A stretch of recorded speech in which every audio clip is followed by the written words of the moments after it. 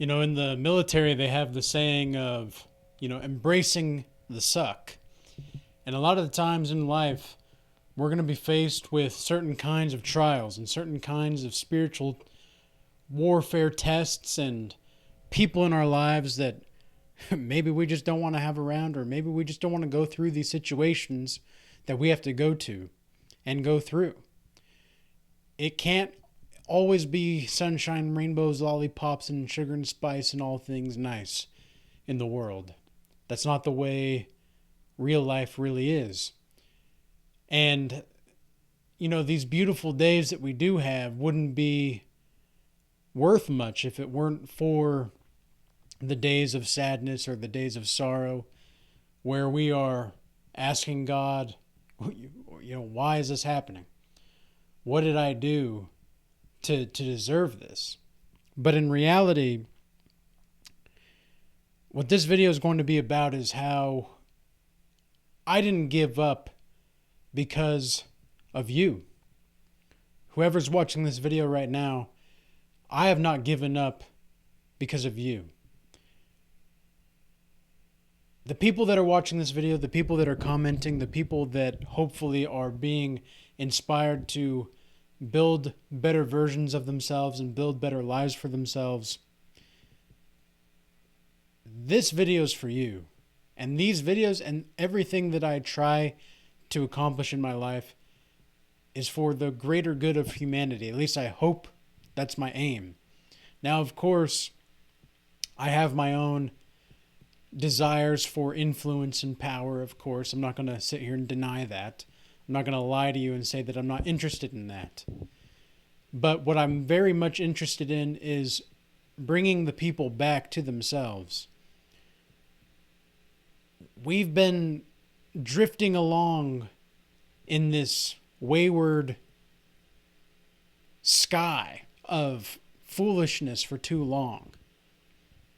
And judging by the voting that I set out the other day, there was a poll that I did.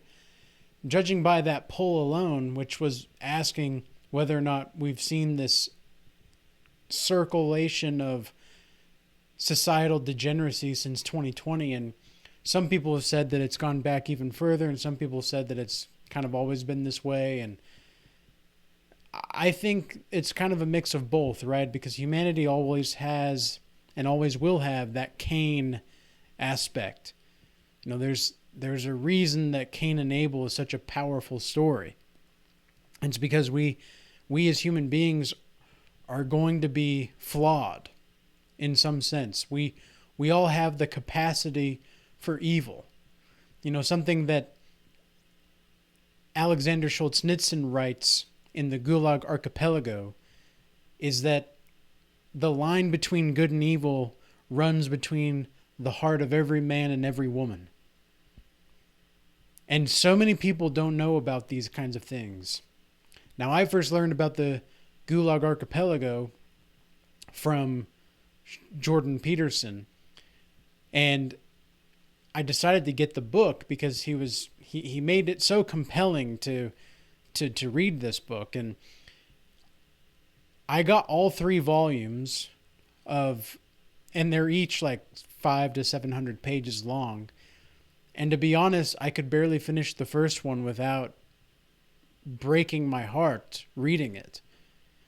And the reason that it was so heartbreaking was because I got to see what humanity is truly capable of, the true evil that we're capable of. If nobody knows, the Gulag Archipelago is about the Russian Revolution and what happened following that Russian Revolution, and how Alexander Solzhenitsyn, who was a survivor and who lived in the Gulag Archipelago, which were prison camps and concentration camps for individuals that went against the state and that went against the government and their laws, quote unquote, which changed by the day.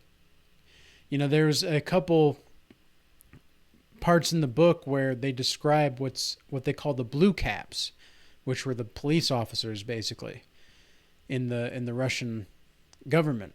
And these blue caps could be disguised. And so there would be hundreds of people in the town square. And if you don't even know if you did anything wrong. You don't even get told if you do anything wrong. You just get taken away in front of your family, in front of your wife. You get taken away by the blue caps, and because everybody is so scared of the state and nobody has weapons to defend themselves, they can't fight back, even though there's hundreds of these civilians and only like 5 to 7 or whatever of the blue caps. The numbers just, nobody cares enough to actually do anything about it because that's just the way it goes. And nobody really knows enough about these kinds of topics and enough about these kinds of things, because what happens following that is they get, like, the guy gets taken to the prison camp where he's put on a steel stool with a single light in a cell on 24/7, and he's sitting there for 30 days time before he gets his interrogation. And they feed him once every 3 days. They only give him water once a day. Like, these are the kinds of stories that we need to remind ourselves of what humanity is truly capable of. And then we need to take that and embrace the hurt of just doing normal things in our life to make it better. It is so exhausting to look at these people around me and to see the just complete lack of awareness. And they think they're aware. They think they're aware. And I've noticed that there's been some comments wanting me to be considerate of these people. And it's like, look, I understand. I understand that we need to have an understanding that these people are not awake. But at the same time, these are the kinds of people that are also slowing us down as a society. So what are we supposed to do? We're just supposed to allow them to slow us down? We're just supposed to allow them to be the crazy, inconsiderate, overt, narcissistic people that they are? Telling themselves that they can't do it. We're supposed to just tolerate this weak society. I can't do this. I can't do that. Wow. Oh man, if only I could do that. I've been through hell and back, personally. There's a song by Lil Wayne and Eminem called No Love. And at one point Lil Wayne says, I've been to hell and back. I can show you vouchers. Yeah, I can show you some vouchers. It is also said by Friedrich Nietzsche in Thus Spoke Zarathustra that even God has his hell. It's his love of mankind. Now, what exactly does that mean? It means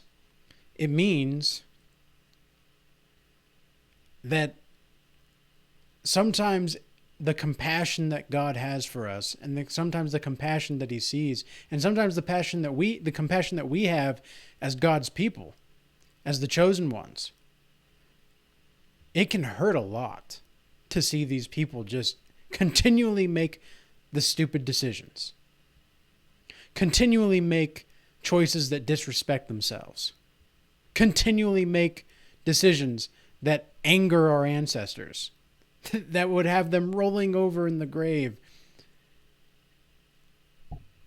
And it's just like, all you have to do is start making better decisions. But a lot of people don't know what that's like because they're so comfortable. They don't want to let go of their comfort. They don't want to let go of that coziness.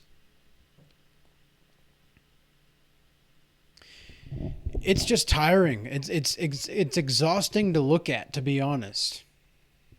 When I have to go to the grocery store and I see this person that is completely overweight, like 400 pounds, get in one of those wheelchairs, like those rolling wheelchairs that they can drive around the store because they can't walk.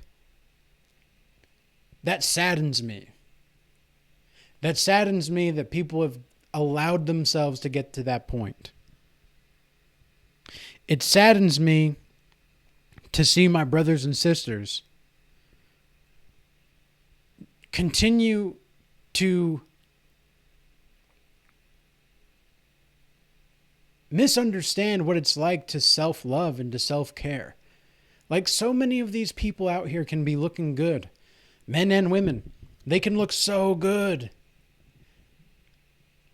And yet, when you approach them as a godly person and you start to talk to them, it's like they can't even handle your soulful energy because they don't have a soul to begin with. They've sold their soul to materialism. They've sold their soul to the devil. And now it's like they're the epitome of this package in society of what society wants us to be. And what that package looks like is a super attractive looking person with a lot of quote unquote status and quote unquote material wealth, but they don't want to take the chance to actually make a risk that betters themselves spiritually. These people are spiritually dead, and then they're not fulfilled, and then they wonder why. Well, why? Like, why am I not fulfilled? See, God's people wonder why we're going through certain trials. We don't wonder why we're not fulfilled because we are fulfilled. We have the source of creation within us.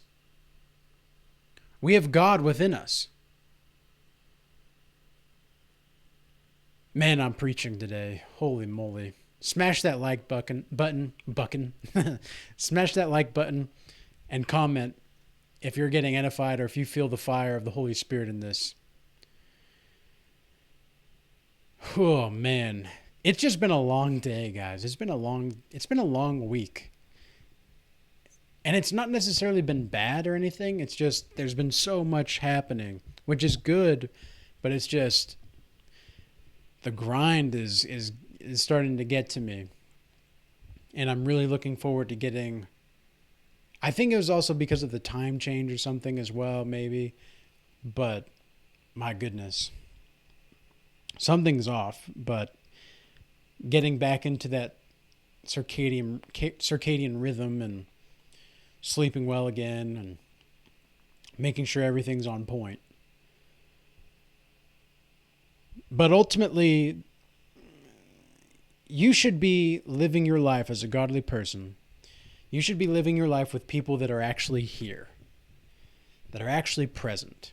Because if they're not present, then their soul is somewhere else. And if their soul is somewhere else, then you're not talking to someone. You're talking to an empty vessel. And this is what I say and what I mean when I say following Jesus, because I put in the title that following Jesus can suck sometimes. Following Jesus can suck sometimes because you know what you have to do. You know the virtuous path. You know what's right for your soul. And yet deep down, there's a part of you that knows that you can sin. Like you can. You're capable of it. But you choose not to because you know the long-term advantage to choosing not to. But sometimes you can get really caught up in that fleshly desire. I was on a consultation with someone recently, and I think this person put it perfectly. As far as like getting hypnotized by fleshly desire. You do get hypnotized to one degree or another. You do get hypnotized. And when you do get that kind of hypnotic reeling in of the flesh, it's very challenging for you to stop once you get reeled in. It's like a fish, right? Once they get that hook in the mouth, it's actually really hard for the fish to get out until the fisherman can actually take the fish out of the hook. That's the whole point of fishing, right? But if you're a fish in the pond and you see the bait and you know that it's bait and you know that if you take that bait, well, your friends that took the same bait disappeared. You don't want to disappear. So you're going to stay in the water. You're going to be chill. You're going to just continue to swim around and do your thing and go about your day. And that's going to be the whole essence of understanding how it is to flee from sin. It's knowing that the bait is there, but choosing not to take it.